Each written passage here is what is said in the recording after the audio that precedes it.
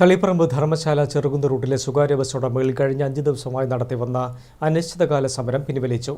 ജില്ലാ collector Arun K Vijayan bus ഉടമകളുടെ സംഘടനാ പ്രതിനിധികളുമായി ജനപ്രതിനിധികളുടെ സാന്നിധ്യത്തിൽ കളക്ടറേറ്റിൽ നടത്തിയ ചർച്ചയിലാണ് തീരുമാനം. ദേശീയപാതയിൽ ധർമ്മശാലയിലെ അടിപ്പാത നിർമ്മാണത്തിലെ അപാകതകൾ ദേശീയപാത അതോറിറ്റി അധികൃതരുടെ ശ്രദ്ധയിൽപ്പെടുത്തി പരിഹാരമുണ്ടാക്കാൻ ശ്രമിക്കുമെന്ന് കളക്ടർ ഉറപ്പു നൽകി.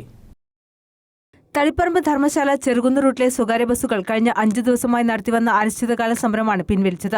ജില്ലാ collector Arun K Vijayan bus ഉടമകളുടെ സംഘടനാ പ്രതിനിധികളുമായി ജനപ്രതിനിധികളുടെ സാന്നിധ്യത്തിൽ കളക്ടറേറ്റിൽ നടന്ന ചർച്ചയിലാണ് ധാരണയായത്.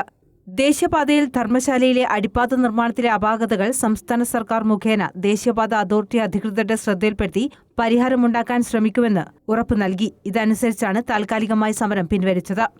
കണ്ണൂർ ജില്ലാ കളക്ടർ വിളിച്ചു ചേർത്ത യോഗത്തിൽ തീരുമാനം പുതിയ അടിപ്പാത ബസ്സുകൾക്ക് പോകാനുള്ള അടിപ്പാത നിർമ്മിച്ചു തരാനും അതുവരെ അവിടെ വർക്ക് ചെയ്യാതെ അതിന് തീരുമാനമാകുന്നവരെ ഇപ്പോൾ അടച്ചിട്ട റൂട്ട് ഓപ്പൺ ചെയ്ത് ഓടുവാനും ഇല്ല തീരുമാനമാണ് ഇപ്പോൾ ഇന്നത്തെ ചർച്ചയിൽ തീരുമാനം എടുത്തിട്ടുള്ളത്.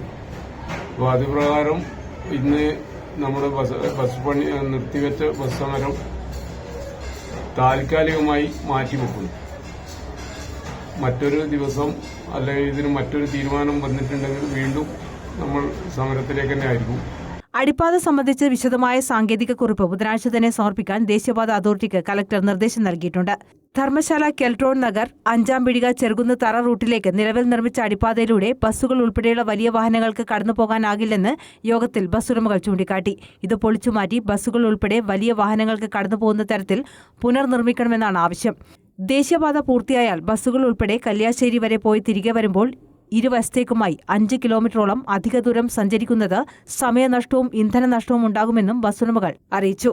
യോഗത്തിൽ ആന്തൂർ നഗരസഭാ chairman P Mukundan, bus operators association general convener Rajakumar, ദേശീയപാത authority consultant team leader Jagadeesh Sonthu, site engineer Harkish Meena, Thaliparamba MLAയുടെ പ്രതിനിധി കെ സന്തോഷ് തുടങ്ങിയവർ പങ്കെടുത്തു.